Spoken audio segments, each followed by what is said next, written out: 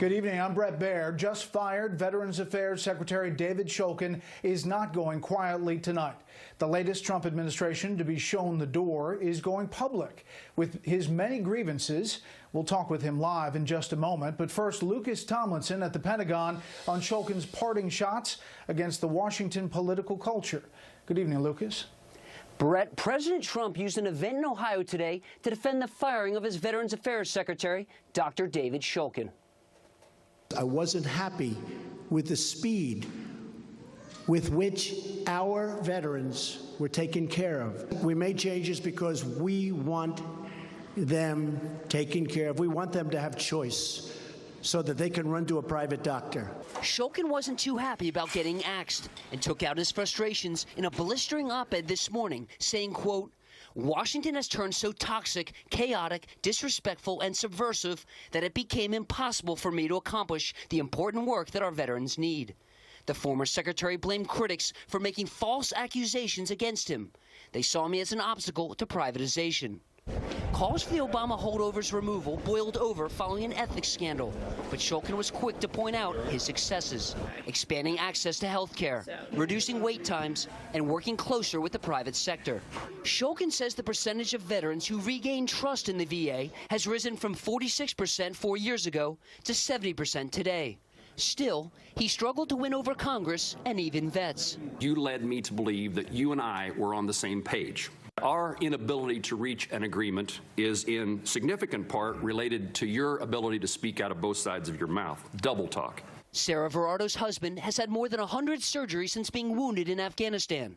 She says she's ready for change. We need a secretary in there who is empowering and enacting the president's plan. It's a system that needs massive and total overhaul. It's a stain on our nation, and we owe these heroes so much more. President Trump's nominee to replace Shulkin, Rear Admiral Ronnie Jackson. Some people have, just great genes.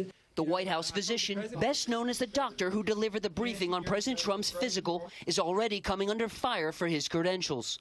Some question whether the Navy doctor can successfully lead the federal government's second largest department. The oldest war veterans organization saying, quote, "Dr. Jackson's bio does not reflect any experience working with the VA or with veterans, or managing any organization of this size." On Monday, acting VA Secretary Robert Wilkie takes over on an interim basis. It could be months before Jackson is confirmed. Brett? Lucas, thank you. Let's hear directly now from Dr. Shulkin. He joins us. Mr. Secretary, thanks for being here. Glad to be here, Brett. So let's start with this. Why do you think you were fired? Well, every cabinet member serves at the pleasure of the president, and it's the president's prerogative to have a team around him that he thinks is doing the job. I think we heard today from the president that he wasn't happy with the pace. And, I agree with the president. This is a organization that needs to change. It needs to do better at its job, and we all want to do it faster and better because it's so important to the country. And I think the president has the right to have the secretary that he wants with him. You said the administration wants to privatize the VA. Have you ever seen, we haven't seen evidence of, as far as White House policy directives sent to Congress saying that. Is there any direct communication with Congress that the administration wants to privatize the VA? No, Brett, I actually haven't said that. I was part of the administration until yesterday.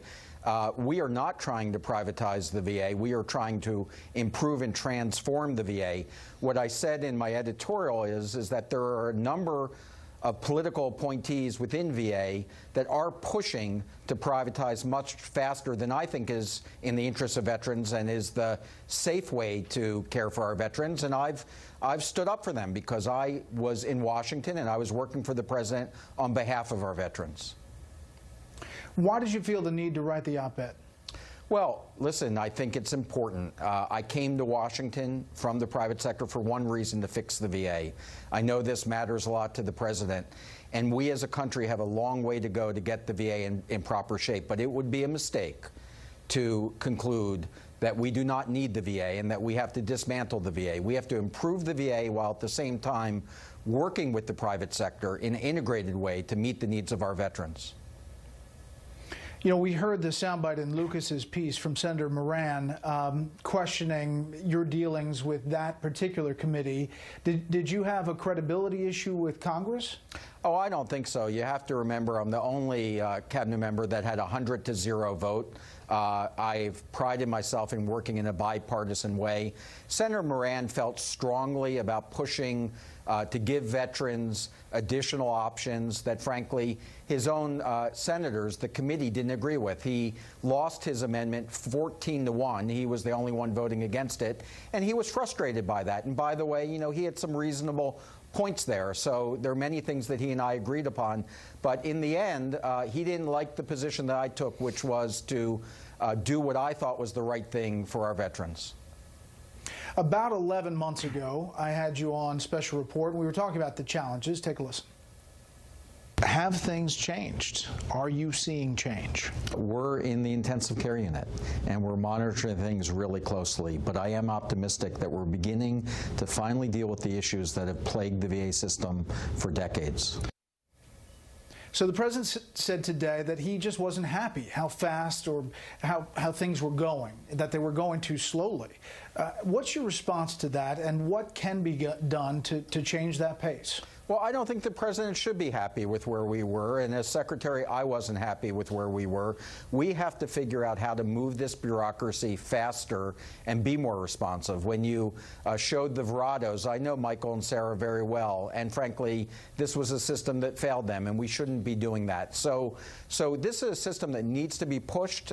Many of the bureaucratic elements need to be restructured. I've started that process. I hope that Dr. Jackson will continue that process because it needs to be done.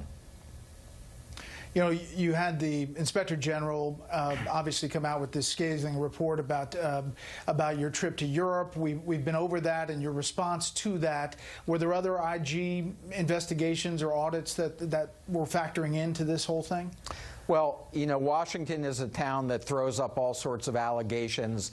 There were allegations of additional reports, but there have been no other reports that have come out. And I've addressed that everything that I did on this European trip was pre-approved by ethics, was consistent with past policies at VA. But when the Inspector General had concerns about it, I wrote a check and I paid back every penny of a single coach airfare. That was the total amount that government funds were used for, and I paid that back. So, look, I think I've addressed that. This was used in a political way to try to remove me. And, you know, this is Washington. I'm a big boy. I understand that. I've said that it shouldn't be this hard to serve your country, and I don't think it should be. But thankfully, there are many people that are still trying to fix our systems like the VA. So if you had a message for the incoming secretary, should he get confirmed, what would it be? Oh, to you know, make sure that he's consistent with the president's agenda, to push really hard, always to keep the veterans' interests at heart, to make sure that he's working closely with Congress in a bipartisan way. VA cannot afford to be politicized. And make sure that he's listening to the veteran groups, because, frankly, that's why we're doing this. That's what a responsive organization needs to be successful in doing, is listening to those that it serves. So I will help Dr. Jackson in any way that he needs help, because it's very important that we succeed at this mission. Mr. Secretary, thank you for your service. Not an easy interview on this day. We appreciate your time. Thank you, Brett.